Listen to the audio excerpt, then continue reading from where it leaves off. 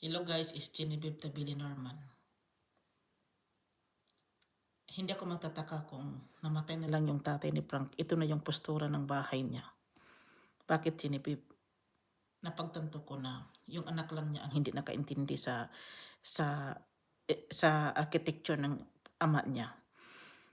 Kasi kung ikaw ba humati ka na yung pagkatao mo. Pero doon talaga ako sa kung asan ang beauty, asan ang luxury, doon ako. Akala siguro ng mga tao sa akin, hindi ko alam what is luxury is all about. Natatawa nga ako dahil I'm so very, natawa ako sa mga tao dahil wala silang alam. Ako pa talaga gagawin yung bobo. Hindi na lang ako mag-interpret sa gitna ng mundo kung nabobo ako. Iba't alam ko, hindi na lang ako magdrama-drama if I didn't know. Hindi naman ako kasing stupid ng akala nyo. Kaya nga ako nag-leader na dahil I know overall. Andito na sa akin lahat. I am complete.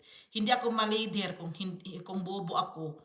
Yun lang yun. Guys, yung tablecloth ba, pang post, dito yung nabili ko sa sa China, dito sa Sweden. Kasi dito sa kanila guys, kung mapapunta pala yung produkto mo sa kanila, magiging Swedish yun. Parang mag-twist siya guys. Kaya pala yung yung si Magdalena na parang kilala ko, maguguluhan talaga ako sa kanya, nang maguguluhan na lang ako sa kanilang lahat. Until I interpreting my own. Doon ko na napagtanto na, kaya pala Swedish. Guys, dito na lang ako. Maraming salamat. Bye.